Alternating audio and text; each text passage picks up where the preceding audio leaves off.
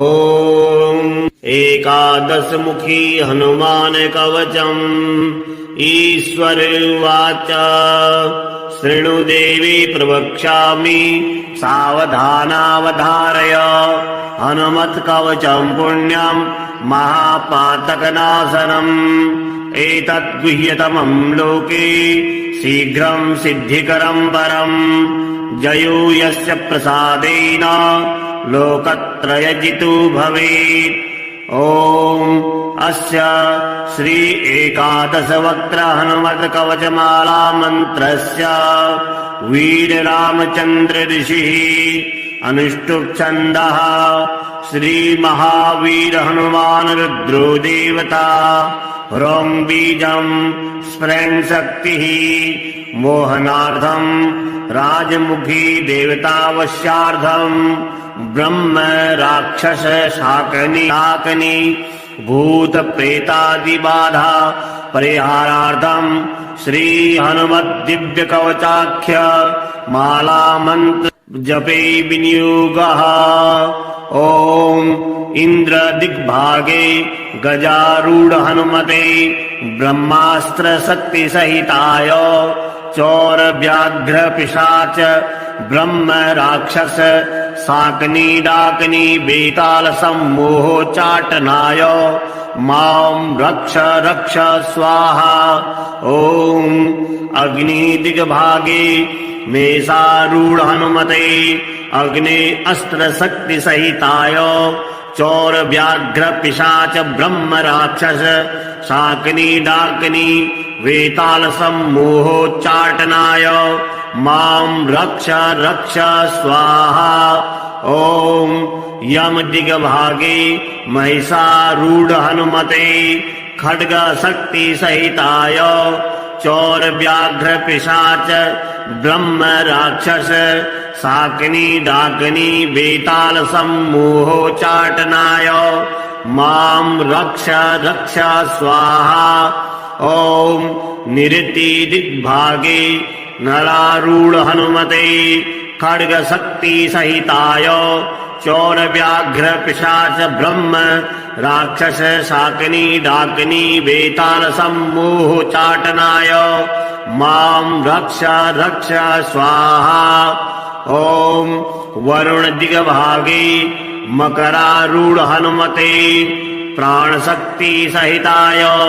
चौर व्याघ्र पिशाच ब्रह्म राक्षस शाकनी डाकनी बेताल सम्मोहोच्चाटनाय मां रक्ष रक्ष स्वाहा। ॐ वायु दिग्भागे मृगारूढ़ हनुमते अंकुश शक्ति सहिताय। चौर व्याघ्र पिशाच ब्रह्म राक्षस शाकनी डाकनी बेताल सम्मोहोच्चाटनाय मां रक्ष रक्ष स्वाहा। ॐ कुबेर दिग्भागे अश्वारूढ़ हनुमते गदा शक्ति सहिताय।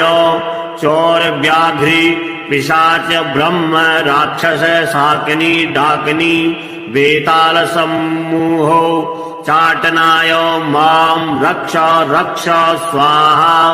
ॐ ईशान दिग्भागे राक्षसारूढ़ हनुमते पर्वत शक्ति सहिताय।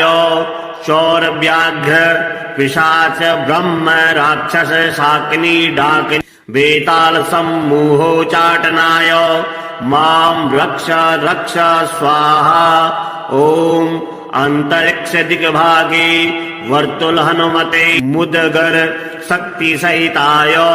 चौर व्याघ्र पिशाच ब्रह्म राक्षस शाकनी डाकनी बेताल सम्मोहोच्चाटनाय मां रक्ष रक्ष स्वाहा। ॐ भूमि दिग्भागे वृश्चिकारूढ़ हनुमते वज्र शक्ति सहिताय। चौर व्याघ्र पिशाच ब्रह्म राक्षस डाकनी शाकनी बेताल सम्मोहोच्चाटनाय मां रक्ष रक्ष स्वाहा। ॐ वज्रमण्डले हंसारूढ़ हनुमते वज्र शक्ति सहिताय चोर व्याघ्र पिशाच ब्रह्म राक्षस शाकनी डाकिनी वेताल सम्मूहोच्चाटनाय मां रक्ष रक्ष स्वाहा इत्येतत् कवचं दिव्यं शिवेन परिकीर्तितं यः पठेत् प्रियतो भूत्वा सर्वान् कामानमाप्नुयात् द्विकालमेककालं वा त्रिवारं यः पठेन्नरः रोगान् पुनः क्षणात् जित्वा सपुमान् लभते श्रियम् मध्याह्ने च जलित्वा चतुर्वारं पठेद्यति क्षयापश्वारकुष्ठादि तापत्रय निवारणम् यः पठेत् कवचं दिव्यम् हनुमध्यान तत्परः त्रिः सकृद्वा यथा ज्ञानम् सोऽपि पुण्यवताम्बरः देवमभ्यश्चर्य विधिवत् पुरश्चर्या समारभेत् एकादशशतं जाप्यम् दशांसहवनादिकम् यः करोति नरो भक्त्या कवचस्य समादरम् ततः सिद्धिर्भवेत् तस्य परिचर्या विधानतः गद्यपद्यमया वाणी तस्य वक्त्रे प्रजायते ब्रह्महत्यादि पापेभ्यो मुच्यते नात्र संशयः ईश्वर उवाच शृणु देवी प्रवक्ष्यामि सावधानावधारय हनुमत्कवचं पुण्यं महापातकनाशनम् एतत् गुह्यतमं लोके शीघ्रं सिद्धिकरं परम् जयो यस्य प्रसादेन लोकत्रयजितो भवेत् ॐ अस्य श्री एकादशवक्त्र हनुमत्कवचमाला मन्त्रस्य वीररामचन्द्र ऋषिः अनुष्टुप् छन्दः श्रीमहावीर हनुमान् रुद्रो देवता ह्रौं बीजं स्फुरन् शक्तिः मोहनार्थं राजमुखी देवतावश्यार्थं ब्रह्म राक्षस शाकनी भूत प्रेतादि बाधा परिहारार्थं श्री हनुमत् दिव्य कवचाख्य माला मंत्र जपे विनियोगः ॐ इंद्र दिग्भागे गजारूढ़ हनुमते ब्रह्मास्त्र शक्ति सहिताय चौर व्याघ्र पिशाच ब्रह्म राक्षस शाकनी डाकनी बेताल सम्मोहोच्चाटनाय मां रक्ष रक्ष स्वाहा ॐ अग्नि दिग्भागे मेषारूढ़ हनुमते अग्नि अस्त्र शक्ति सहिताय चौर व्याघ्र पिशाच ब्रह्म राक्षस शाकनी डाकनी वेताल सम्मोहोच्चाटनाय मां रक्ष रक्ष स्वाहा ॐ यम दिग्भागे महिषारूढ़ हनुमते खड्ग शक्ति सहिताय चौर व्याघ्र पिशाच ब्रह्म राक्षस शाकनी डाकनी बेताल सम्मोहोच्चाटनाय मां रक्ष रक्ष स्वाहा ॐ निरति दिग्भागे नरारूढ़ हनुमते खड्ग शक्ति सहिताय चौर व्याघ्र पिशाच ब्रह्म राक्षस शाकनी डाकनी बेताल सम्मोहोच्चाटनाय मां रक्ष रक्ष स्वाहा ॐ वरुण दिग्भागे मकरारूढ़ हनुमते प्राण शक्ति सहिताय चौर व्याघ्र पिशाच ब्रह्म राक्षस शाकनी डाकनी बेताल सम्मोहोच्चाटनाय मां रक्ष रक्ष स्वाहा ॐ वायु दिग्भागे मृगारूढ़ हनुमते अंकुश शक्ति सहिताय चौर व्याघ्र पिशाच ब्रह्म राक्षस शाकनी डाकनी बेताल सम्मोहोच्चाटनाय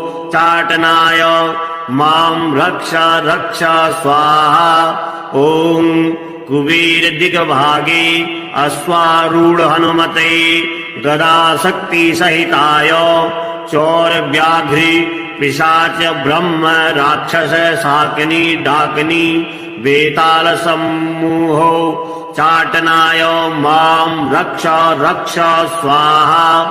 ओम ईशान दिग्भागे राक्षसारूढ़ हनुमते पर्वत शक्ति सहिताय चौर व्याघ्र पिशाच ब्रह्म राक्षस शाकिनी डाकिनी बेताल समूहो चाटनाय मां रक्ष रक्ष स्वाहा। ओम अंतरिक्ष दिग्भागे वर्तुल हनुमते मुदगर शक्ति सहिताय चौर व्याघ्र पिशाच ब्रह्म राक्षस शाकिनी डाकिनी बेताल समूहो चाटनाय मां रक्ष रक्ष स्वाहा। ओम भूमि दिग्भागे वृश्चिकारूढ़ हनुमते वज्र शक्ति सहिताय चौर व्याघ्र पिशाच ब्रह्म राक्षस डाकिनी शाकिनी बेताल समूहो चाटनाय मां रक्ष रक्ष स्वाहा। ओम वज्रमंडले हंसारूढ़ हनुमते वज्र शक्ति सहिताय चौर व्याघ्र पिशाच ब्रह्म राक्षस शाकिनी डाकिनी बेताल समूहो चाटनाय मां रक्ष रक्ष स्वाहा। इत्येतत् कवचं दिव्यं शिवेन परिकीर्तितं यः पठेत् प्रियतो भूत्वा सर्वान् कामानमाप्नुयात्। द्विकालमेककालं वा त्रिवारं यः पठेन्नरः रोगान् पुनः क्षणात् जित्वा शपुमान् लभते श्रियम्। मध्याह्ने च जलित्वा चतुर्वारं पठेद्यति क्षयापश्वार कुष्ठादि तापत्रय निवारणम्। यः पठेत् कवचं दिव्यं हनुमध्यान तत्परः त्रिः सकृद्वा यथा ज्ञानम् सोऽपि पुण्यवताम्बरः। देवमभ्यश्चर्य विधिवत् पुरश्चर्या समारभेत् एकादशशतं जाप्यम् दशांसहवनादिकम्। यः करोति नरो भक्त्या कवचस्य समादरम् ततः सिद्धिर्भवेत् तस्य परिचर्या विधानतः। गद्यपद्यमया वाणी तस्य वक्त्रे प्रजायते ब्रह्महत्यादि पापेभ्यो मुच्यते नात्र संशयः। ईश्वर उवाच शृणु देवी प्रवक्ष्यामि सावधानावधारय हनुमत्कवचं पुण्यं महापातकनाशनम्। एतत् गुह्यतमं लोके शीघ्रं सिद्धिकरं परम् जयो यस्य प्रसादेन लोकत्रयजितो भवेत्।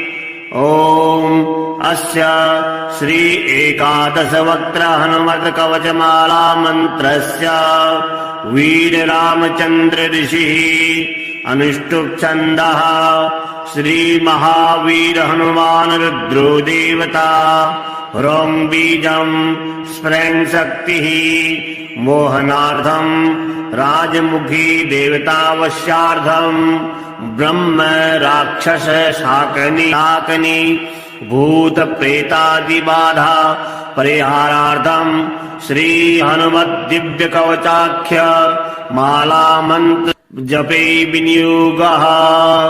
ओम इंद्र दिग्भागे गजारूढ़ हनुमते ब्रह्मास्त्र शक्ति सहिताय चौर व्याघ्र पिशाच ब्रह्म राक्षस शाकनी डाकनी बेताल सम्मोहोच्चाटनाय मां रक्ष रक्ष स्वाहा।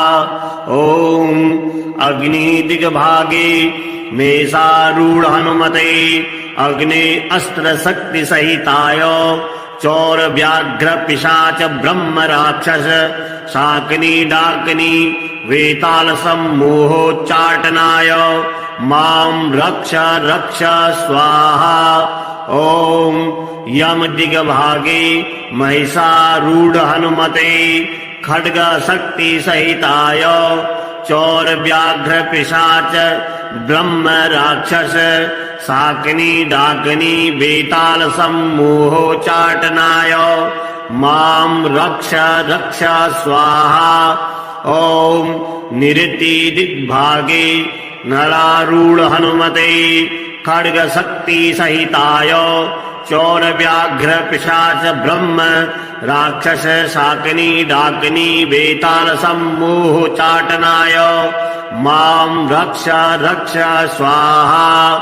ॐ वरुण दिग्भागे मकरारूढ हनुमते प्राण शक्ति सहिताय चौर व्याघ्र पिशाच ब्रह्म राक्षस शाकिनी डाकिनी बेताल सम्मोहोच्चाटनाय मां रक्ष रक्ष स्वाहा। ॐ वायु दिग्भागे मृगारूढ हनुमते अंकुश शक्ति सहिताय चौर व्याघ्र पिशाच ब्रह्म राक्षस शाकिनी डाकिनी बेताल सम्मोहोच्चाटनाय मां रक्ष रक्ष स्वाहा।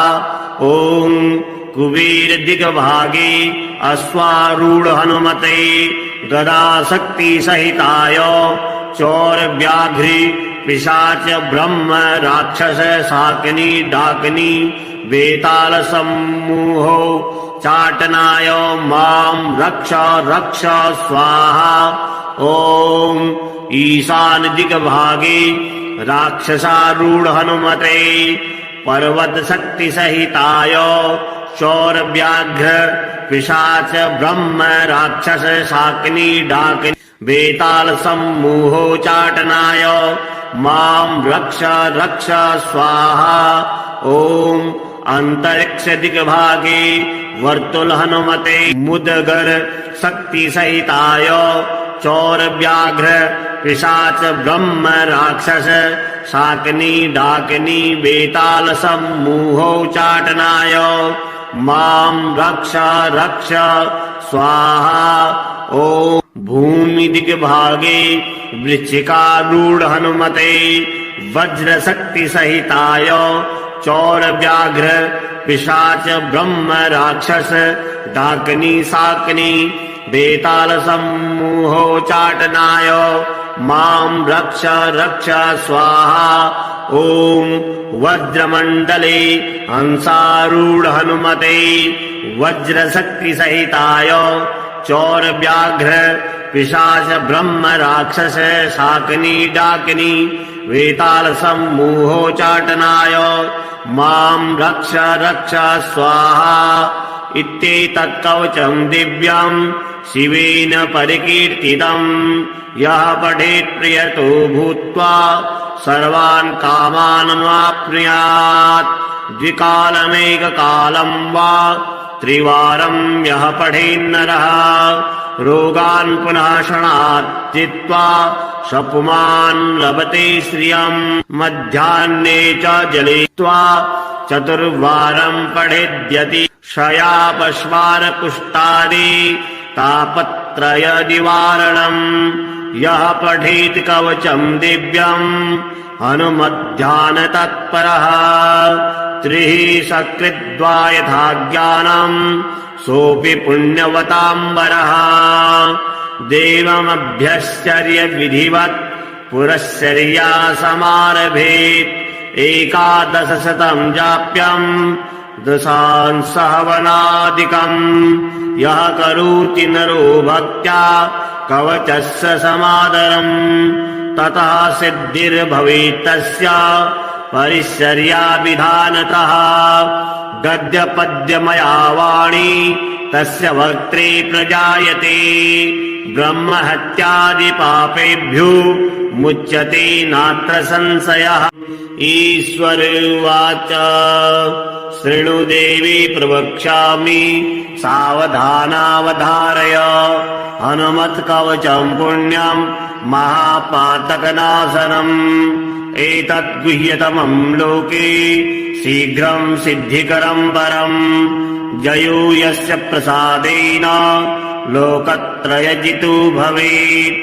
ॐ अस्य श्री एकादशवक्त्र हनुमत् कवचमाला मन्त्रस्य वीररामचन्द्र ऋषिः अनुष्टुप् छन्दः श्री महावीर हनुमान रुद्रो देवता ह्रौं बीजं स्फ्रें शक्तिः मोहनार्थं राजमुखी देवता वश्यार्थं ब्रह्म राक्षस शाकनी भूत प्रेतादि बाधा परिहारार्थं श्री हनुमत् दिव्य कवचाख्य माला मंत्र जपे विनियोगः। ॐ इंद्र दिग्भागे गजारूढ़ हनुमते ब्रह्मास्त्र शक्ति सहिताय चौर व्याघ्र पिशाच ब्रह्म राक्षस शाकनी डाकनी बेताल सम्मोहोच्चाटनाय मां रक्ष रक्ष स्वाहा। ॐ अग्नि दिग्भागे मेषारूढ़ हनुमते अग्ने अस्त्र शक्ति सहिताय चौर व्याघ्र पिशाच ब्रह्म राक्षस शाकनी डाकनी वेताल सम्मोहोच्चाटनाय मां रक्ष रक्ष स्वाहा। ॐ यम दिग्भागे महिषारूढ़ हनुमते खड्ग शक्ति सहिताय चौर व्याघ्र पिशाच ब्रह्म राक्षस शाकनी डाकनी बेताल सम्मोहोच्चाटनाय मां रक्ष रक्ष स्वाहा। ॐ निरति दिग्भागे नरारूढ़ हनुमते खड्ग शक्ति सहिताय चौर व्याघ्र पिशाच ब्रह्म राक्षस शाकनी डाकनी बेताल सम्मोहोच्चाटनाय मां रक्ष रक्ष स्वाहा।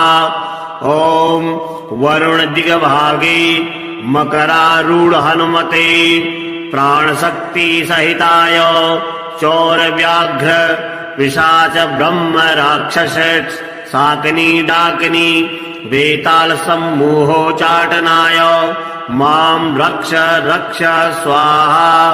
ॐ वायु दिग्भागे मृगारूढ़ हनुमते अंकुश शक्ति सहिताय चौर व्याघ्र पिशाच ब्रह्म राक्षस शाकनी डाकनी बेताल सम्मोहोच्चाटनाय मां रक्ष रक्ष स्वाहा। ॐ कुबेर दिग्भागे अश्वारूढ़ हनुमते गदा शक्ति सहिताय चौर व्याघ्री पिशाच ब्रह्म राक्षस शाकनी डाकनी बेताल सम्मोहोच्चाटनाय मां रक्ष रक्ष स्वाहा। ॐ ईशान दिग्भागे राक्षसारूढ़ हनुमते पर्वत शक्ति सहिताय चौर व्याघ्र पिशाच ब्रह्म राक्षस शाकनी डाकनी बेताल सम्मोहोच्चाटनाय मां रक्ष रक्ष स्वाहा। ॐ अंतरिक्ष दिग्भागे वर्तुल हनुमते मुदगर शक्ति सहिताय चौर व्याघ्र पिशाच ब्रह्म राक्षस शाकनी डाकनी बेताल सम्मोहोच्चाटनाय मां रक्ष रक्ष स्वाहा।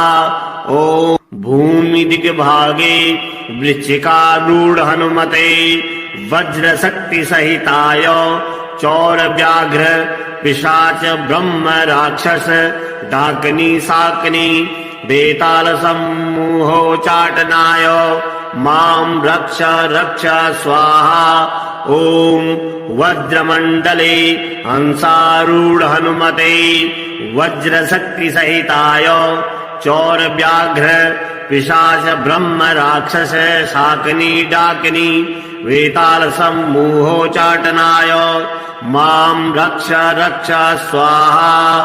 इत्येतत् कवचं दिव्यं शिवेन परिकीर्तितम् यः पठेत् प्रियतो भूत्वा सर्वान् कामानवाप्नुयात् द्विकालमेककालम् वा त्रिवारम् यः पठेन्नरः रोगान् पुनः क्षणात् जित्वा सपुमान् लभते श्रियम् मध्याह्ने च जलित्वा चतुर्वारम् पठेद्यति क्षयापश्वारकुष्ठादि तापत्रय निवारणम् यः पठेत् कवचम् दिव्यम् हनुमध्यान तत्परः त्रिः सकृद्वा यथा ज्ञानम् सोऽपि पुण्यवताम्बरः देवमभ्यश्चर्य विधिवत् पुरश्चर्या समारभेत् एकादशशतम् जाप्यम्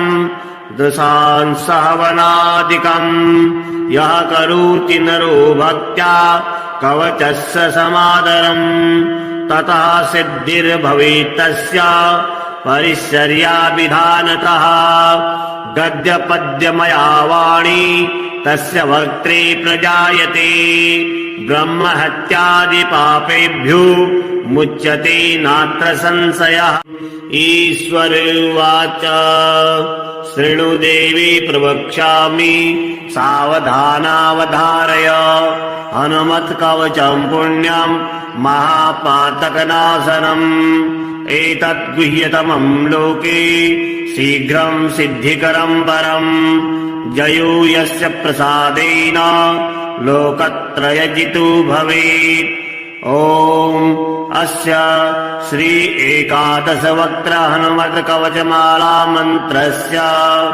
वीररामचन्द्र ऋषिः अनुष्टुप् छन्दः श्रीमहावीर हनुमान् रुद्रो देवता ह्रौं बीजम् स्फुरन् शक्तिः मोहनार्थम् राजमुखी देवतावश्यार्थम् ब्रह्म राक्षस शाकनी भूत प्रेतादिबाधा परिहारार्थम् श्री हनुमत् दिव्य कवचाख्य माला मंत्र जपे विनियोगः। ओम इंद्र दिग्भागे गजारूढ़ हनुमते ब्रह्मास्त्र शक्ति सहिताय चौर व्याघ्र पिशाच ब्रह्म राक्षस साकनी डाकनी बेताल सम्मोहोच्चाटनाय मां रक्ष रक्ष स्वाहा। ओम अग्नि दिग्भागे मेषारूढ़ हनुमते अग्नि अस्त्र शक्ति सहिताय चौर व्याघ्र पिशाच ब्रह्म राक्षस शाकनी डाकनी वेताल सम्मोहोच्चाटनाय मां रक्ष रक्ष स्वाहा।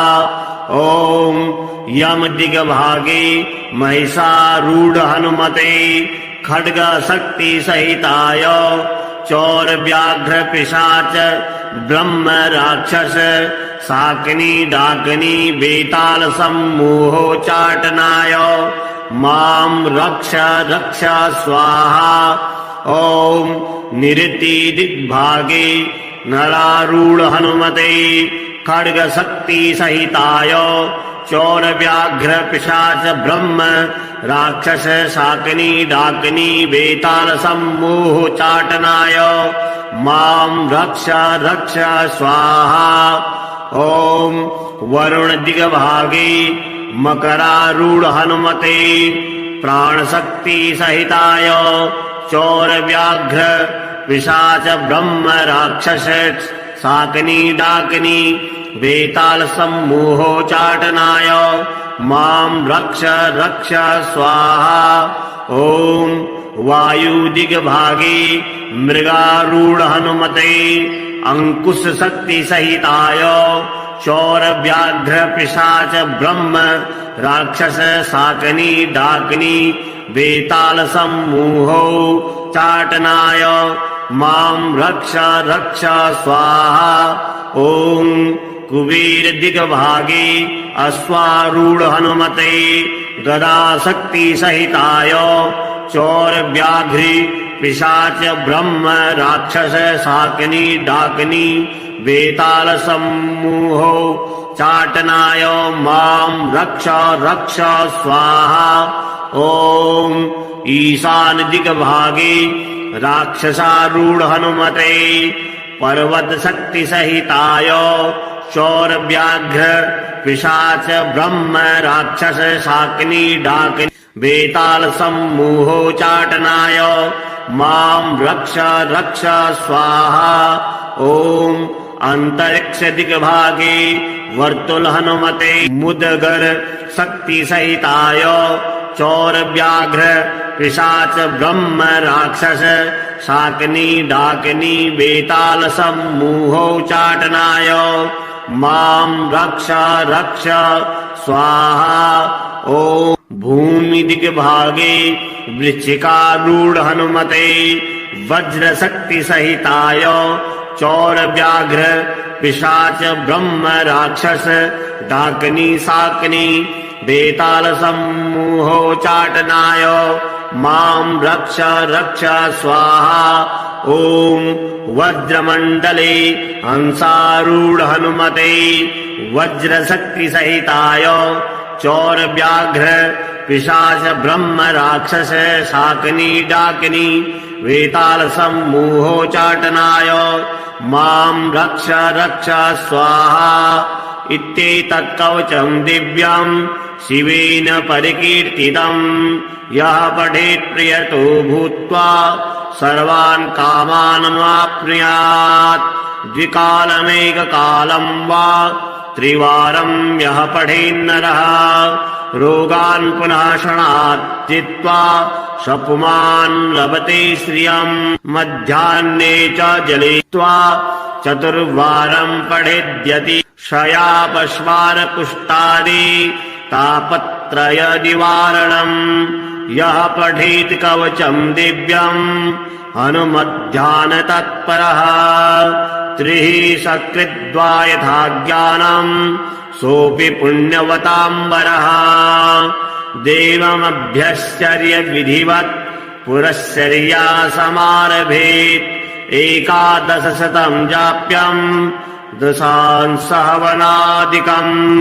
यः करोति नरो भक्त्या कवचस्य समादरम् ततः सिद्धिर्भवेत् तस्य परिचर्या विधानतः। गद्यपद्यमया वाणी तस्य वक्त्रे प्रजायते ब्रह्महत्यादि पापेभ्यो मुच्यते नात्र संशयः। ईश्वर उवाच शृणु देवी प्रवक्ष्यामि सावधानावधारय हनुमत्कवचं पुण्यं महापातकनाशनम्। एतत् गुह्यतमं लोके शीघ्रं सिद्धिकरं परम् जयो यस्य प्रसादेन लोकत्रयजितो भवेत्। ॐ अस्य श्री एकादशवक्त्र हनुमत्कवचमाला मन्त्रस्य वीररामचन्द्र ऋषिः अनुष्टुप् छन्दः। श्री महावीर हनुमान रुद्रो देवता ह्रौं बीजं स्फुरन् शक्तिः मोहनार्थं राजमुखी देवतावश्यार्थं ब्रह्म राक्षस शाकिनी भूत प्रेतादि बाधा परिहारार्थं श्री हनुमत् दिव्य कवचाख्य माला मंत्र जपे विनियोगः। ॐ इंद्र दिग्भागे गजारूढ़ हनुमते ब्रह्मास्त्र शक्ति सहिताय चौर व्याघ्र पिशाच ब्रह्म राक्षस शाकिनी डाकिनी बेताल समूहोच्चाटनाय मां रक्ष रक्ष स्वाहा। ॐ अग्नि दिग्भागे मेषारूढ़ हनुमते अग्नि अस्त्र शक्ति सहिताय चौर व्याघ्र पिशाच ब्रह्म राक्षस शाकिनी डाकिनी वेताल समूहोच्चाटनाय मां रक्ष रक्ष स्वाहा। ॐ यम दिग्भागे महिषारूढ़ हनुमते खड्ग शक्ति सहिताय चौर व्याघ्र पिशाच ब्रह्म राक्षस शाकिनी डाकिनी बेताल सम्मोहोच्चाटनाय मां रक्ष रक्ष स्वाहा। ॐ निरति दिग्भागे नरारूढ हनुमते खड्ग शक्ति सहिताय चोर व्याघ्र पिशाच ब्रह्म राक्षस शाकिनी डाकिनी बेताल सम्मोहोच्चाटनाय मां रक्ष रक्ष स्वाहा। ॐ वरुण दिग्भागे मकरारूढ हनुमते प्राणशक्ति सहिताय चोर व्याघ्र पिशाच ब्रह्म राक्षस शाकिनी डाकिनी बेताल सम्मोहोच्चाटनाय मां रक्ष रक्ष स्वाहा। ॐ वायुदिग्भागे मृगारूढ हनुमते अंकुश शक्ति सहिताय चोर व्याघ्र पिशाच ब्रह्म राक्षस शाकिनी डाकिनी बेताल सम्मोहोच्चाटनाय मां रक्ष रक्ष स्वाहा। ॐ कुबेर दिग्भागे अश्वारूढ हनुमते गदा शक्ति सहिताय चोर व्याघ्री पिशाच ब्रह्म राक्षस शाकिनी डाकिनी बेताल सम्मोहोच्चाटनाय मां रक्ष रक्ष स्वाहा। ॐ ईशान दिग्भागे राक्षसारूढ हनुमते पर्वत शक्ति सहिताय चोर व्याघ्र पिशाच ब्रह्म राक्षस शाकिनी डाकिनी बेताल सम्मोहोच्चाटनाय मां रक्ष रक्ष स्वाहा। ॐ अंतरिक्ष दिग्भागे वर्तुल हनुमते मुदगर शक्ति सहिताय चोर व्याघ्र पिशाच ब्रह्म राक्षस शाकिनी डाकिनी बेताल सम्मोहोच्चाटनाय मां रक्ष रक्ष स्वाहा। ॐ भूमि दिग्भागे वृश्चिकारूढ हनुमते वज्र शक्ति सहिताय चोर व्याघ्र पिशाच ब्रह्म राक्षस डाकिनी शाकिनी बेताल सम्मोहोच्चाटनाय मां रक्ष रक्ष स्वाहा। ॐ वज्रमण्डले हंसारूढ हनुमते वज्र शक्ति सहिताय चोर व्याघ्र पिशाच ब्रह्म राक्षस शाकिनी डाकिनी बेताल सम्मोहोच्चाटनाय मां रक्ष रक्ष स्वाहा। इत्येतत् कवचं दिव्यं शिवेन परिकीर्तितं यः पठेत् प्रियतो भूत्वा सर्वान् कामानमाप्नुयात्। द्विकालमेककालं वा त्रिवारं यः पठेन्नरः रोगान् पुनः क्षणात् जित्वा सपुमान् लभते श्रियम्। मध्याह्ने च जलित्वा चतुर्वारं पठेद्यति क्षयापश्वार कुष्ठादि तापत्रय निवारणम्। यः पठेत् कवचं दिव्यं हनुमध्यान तत्परः त्रिः सकृद्वा यथा ज्ञानं सोऽपि पुण्यवताम्बरः। देवमभ्यश्चर्य विधिवत् पुरश्चर्या समारभेत् एकादशशतं जाप्यं दशांसहवनादिकम्। यः करोति नरो भक्त्या कवचस्य समादरम् ततः सिद्धिर्भवेत् तस्य परिचर्या विधानतः। गद्यपद्यमया वाणी तस्य वक्त्रे प्रजायते ब्रह्महत्यादि पापेभ्यो मुच्यते नात्र संशयः। ईश्वर उवाच शृणु देवी प्रवक्ष्यामि सावधानावधारय हनुमत्कवचं पुण्यं महापातकनाशनम्। एतत् गुह्यतमं लोके शीघ्रं सिद्धिकरं परम् जयो यस्य प्रसादेन लोकत्रयजितो भवेत्। ॐ अस्य श्री एकादशवक्त्र हनुमत्कवचमाला मन्त्रस्य वीररामचन्द्र ऋषिः अनुष्टुप् छन्दः श्रीमहावीर हनुमान् रुद्रो देवता ह्रौं बीजम् स्फुरन् शक्तिः मोहनार्थम् राजमुखी देवतावश्यार्थम् ब्रह्म राक्षस शाकनी भूत प्रेतादिबाधा परिहारार्थम् श्री हनुमत् दिव्य कवचाख्य माला मंत्र जपे विनियोगः। ओम इंद्र दिग्भागे गजारूढ़ हनुमते ब्रह्मास्त्र शक्ति सहिताय चौर व्याघ्र पिशाच ब्रह्म राक्षस शाकनी डाकनी बेताल सम्मोहोच्चाटनाय मां रक्ष रक्ष स्वाहा।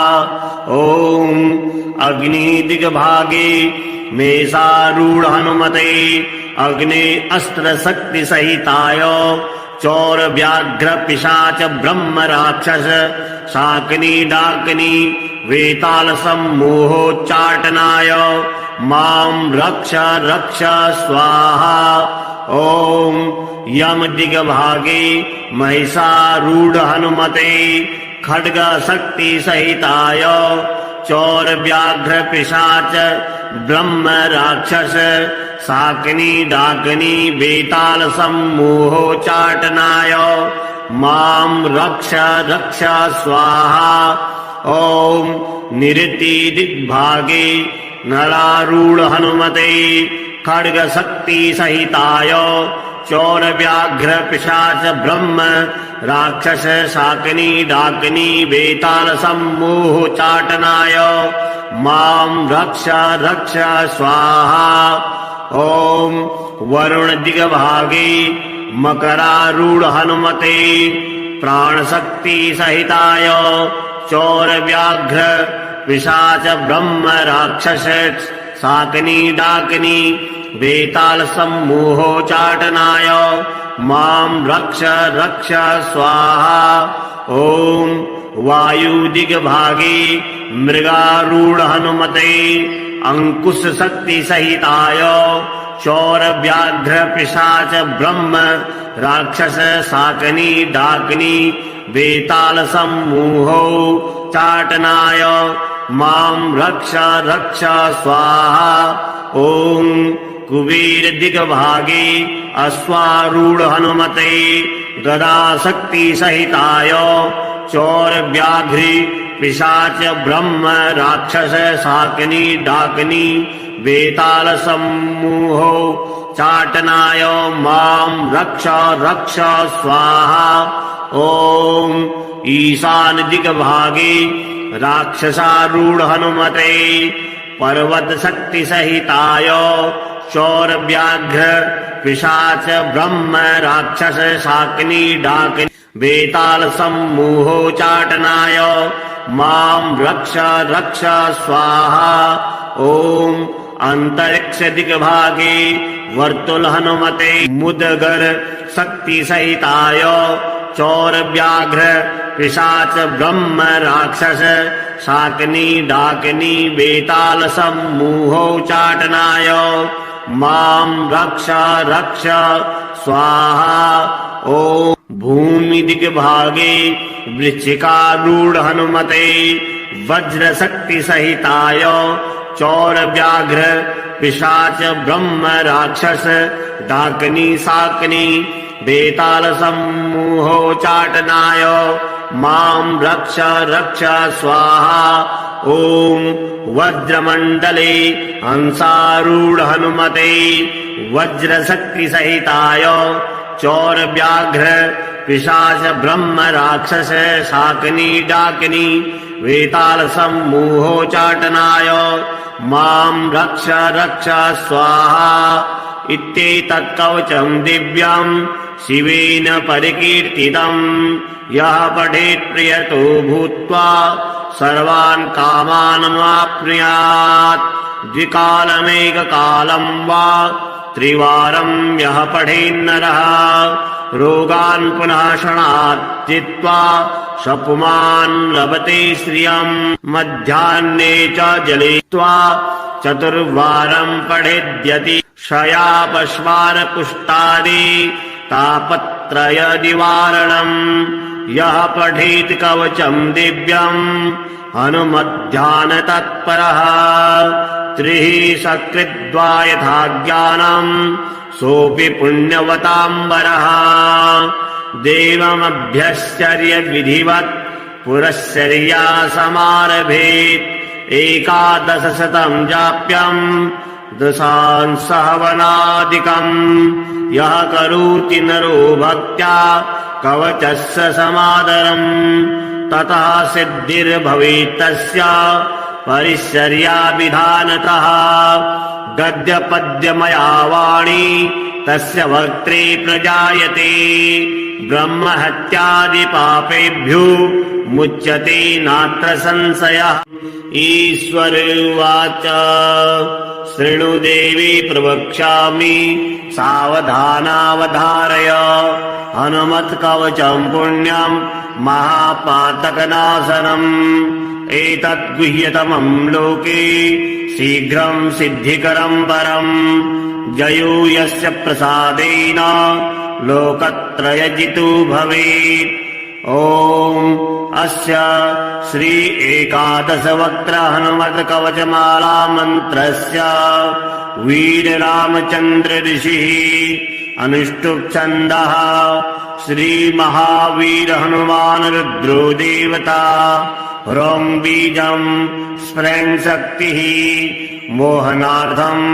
राजमुखी देवतावश्यार्थम् ब्रह्म राक्षस शाकनी भूत प्रेतादि बाधा परिहारार्थम् श्री हनुमत् दिव्य कवचाख्य माला मंत्र जपे विनियोगः ॐ इंद्र दिग्भागे गजारूढ़ हनुमते ब्रह्मास्त्र शक्ति सहिताय चौर व्याघ्र पिशाच ब्रह्म राक्षस शाकनी डाकनी बेताल सम्मोहोच्चाटनाय मां रक्ष रक्ष स्वाहा ॐ अग्नि दिग्भागे मेषारूढ़ हनुमते अग्नि अस्त्र शक्ति सहिताय चौर व्याघ्र पिशाच ब्रह्म राक्षस शाकनी डाकनी वेताल सम्मोहोच्चाटनाय मां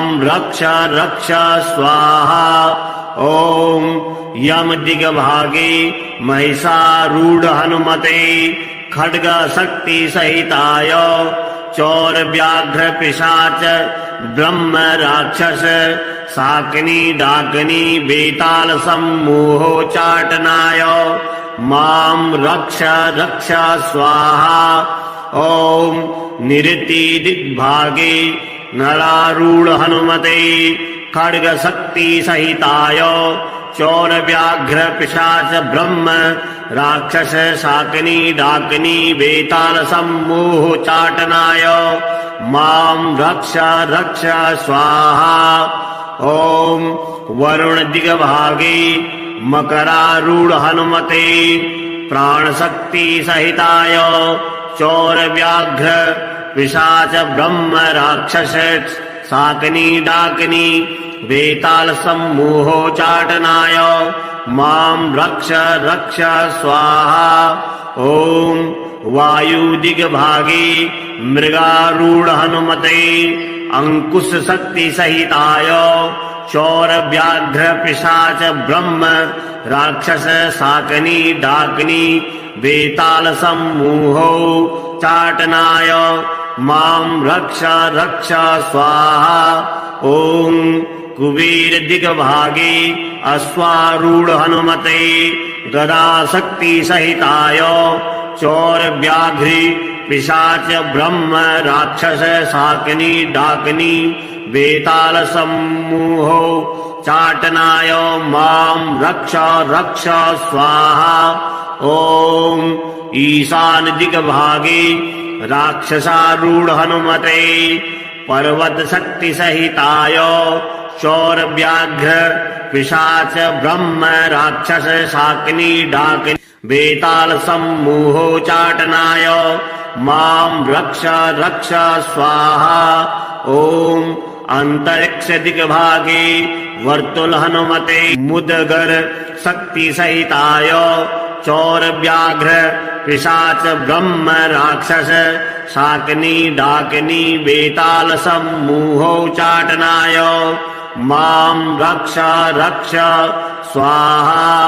ओम भूमि दिग्भागे वृश्चिकारूढ़ हनुमते वज्र शक्ति सहिताय चोर व्याघ्र पिशाच ब्रह्म राक्षस डाकिनी शाकिनी बेताल सम्मूहोच्चाटनाय मां रक्ष रक्ष स्वाहा। ओम वज्रमंडले हंसारूढ़ हनुमते वज्र शक्ति सहिताय चोर व्याघ्र पिशाच ब्रह्म राक्षस शाकिनी डाकिनी बेताल सम्मूहोच्चाटनाय मां रक्ष रक्ष स्वाहा। इत्येतत् कवचं दिव्यं शिवेन परिकीर्तितं यः पठेत् प्रियतो भूत्वा सर्वान् कामानमाप्नुयात्। द्विकालमेककालं वा त्रिवारं यः पठेन्नरः रोगान् पुनः क्षणात् जित्वा सपुमान् लभते श्रियम्। मध्याह्ने च जलित्वा चतुर्वारं पठेद्यति क्षयापश्वार कुष्ठादि तापत्रय निवारणम्। यः पठेत् कवचं दिव्यं हनुमध्यान तत्परः त्रिः सकृद्वा यथा ज्ञानं सोऽपि पुण्यवताम्बरः। देवमभ्यश्चर्य विधिवत् पुरश्चर्या समारभेत् एकादशशतं जाप्यं दशांसहवनादिकम्। यः करोति नरो भक्त्या कवचस्य समादरम् ततः सिद्धिर्भवेत् तस्य परिचर्या विधानतः। गद्यपद्यमया वाणी तस्य वक्त्रे प्रजायते ब्रह्महत्यादि पापेभ्यो मुच्यते नात्र संशयः। ईश्वर उवाच शृणु देवी प्रवक्ष्यामि सावधानावधारय हनुमत्कवचं पुण्यं महापातकनाशनम्। एतत् गुह्यतमं लोके शीघ्रं सिद्धिकरं परम् जयो यस्य प्रसादेन लोकत्रयजितो भवेत्। ओम अस्य श्री एकादशवक्त्र हनुमत्कवचमाला मन्त्रस्य वीर रामचंद्र ऋषिः अनुष्टुप् छन्दः श्री महावीर हनुमान रुद्रो देवता ह्रौं बीजं स्फ्रें शक्तिः मोहनार्थं राजमुखी देवतावश्यार्थं ब्रह्म राक्षस शाकनी भूत प्रेतादि बाधा परिहारार्थं श्री हनुमत् दिव्य कवचाख्य माला मंत्र जपे विनियोगः। ओम इंद्र दिग्भागे गजारूढ़ हनुमते ब्रह्मास्त्र शक्ति सहिताय चौर व्याघ्र पिशाच ब्रह्म राक्षस शाकनी डाकनी बेताल सम्मोहोच्चाटनाय मां रक्ष रक्ष स्वाहा। ओम अग्नि दिग्भागे मेषारूढ़ हनुमते अग्नि अस्त्र शक्ति सहिताय चौर व्याघ्र पिशाच ब्रह्म राक्षस शाकनी डाकनी वेताल सम्मोहोच्चाटनाय मां रक्ष रक्ष स्वाहा। ओम यम दिग्भागे महिषारूढ़ हनुमते खड्ग शक्ति सहिताय चौर व्याघ्र पिशाच ब्रह्म राक्षस शाकनी डाकनी बेताल सम्मोहोच्चाटनाय मां रक्ष रक्ष स्वाहा। ओम निरति दिग्भागे नरारूढ़ हनुमते खड्ग शक्ति सहिताय चौर व्याघ्र पिशाच ब्रह्म राक्षस शाकिनी डाकिनी वेताल सम्मोह चाटनाय मां रक्ष रक्ष स्वाहा। ओम वरुण दिग्भागे मकरारूढ़ हनुमते प्राण शक्ति सहिताय चौर व्याघ्र पिशाच ब्रह्म राक्षस शाकिनी डाकिनी वेताल सम्मोहोचाटनाय मां रक्ष रक्ष स्वाहा। ओम वायु दिग्भागे मृगारूढ़ हनुमते अंकुश शक्ति सहिताय चौर व्याघ्र पिशाच ब्रह्म राक्षस शाकिनी डाकिनी वेताल सम्मोहो चाटनाय मां रक्ष रक्ष स्वाहा। ओम कुबेर दिग्भागे अश्वारूढ़ हनुमते गदा शक्ति सहिताय चौर व्याघ्री पिशाच ब्रह्म राक्षस शाकिनी डाकिनी वेताल सम्मोहो चाटनाय मां रक्ष रक्ष स्वाहा। ओम ईशान दिग्भागे राक्षसारूढ़ हनुमते पर्वत शक्ति सहिताय चौर व्याघ्र पिशाच ब्रह्म राक्षस शाकिनी डाकिनी वेताल सम्मोहो चाटनाय मां रक्ष रक्ष स्वाहा। ओम अंतरिक्ष दिग्भागे वर्तुल हनुमते मुदगर शक्ति सहिताय चौर व्याघ्र पिशाच ब्रह्म राक्षस शाकिनी डाकिनी वेताल सम्मोहो चाटनाय मां रक्ष रक्ष स्वाहा।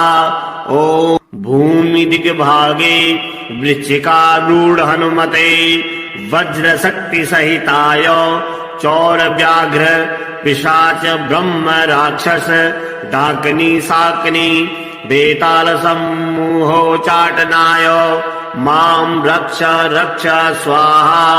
ओम वज्रमंडले हंसारूढ़ हनुमते वज्र शक्ति सहिताय चौर व्याघ्र पिशाच ब्रह्म राक्षस शाकिनी डाकिनी वेताल सम्मोहो चाटनाय मां रक्ष रक्ष स्वाहा। इत्येतत् कवचं दिव्यं शिवेन परिकीर्तितं यः पठेत् प्रियतो भूत्वा सर्वान् कामानमाप्नुयात्। द्विकालमेककालं वा त्रिवारं यः पठेन्नरः रोगान् पुनः क्षणात् जित्वा शपुमान् लभते श्रियम्। मध्याह्ने च जलित्वा चतुर्वारं पठेद्यति क्षयापश्वार कुष्ठादि तापत्रय निवारणम्। यः पठेत् कवचं दिव्यम् हनुमध्यान तत्परः त्रिः सकृद्वा यथा ज्ञानम् सोऽपि पुण्यवताम्बरः। देवमभ्यश्चर्य विधिवत् पुरश्चर्या समारभेत् एकादशशतं जाप्यम् दशांसहवनादिकम्। यः करोति नरो भक्त्या कवचस्य समादरम् ततः सिद्धिर्भवेत् तस्य परिचर्या विधानतः। गद्यपद्यमया वाणी तस्य वक्त्रे प्रजायते ब्रह्महत्यादि पापेभ्यो मुच्यते नात्र संशयः।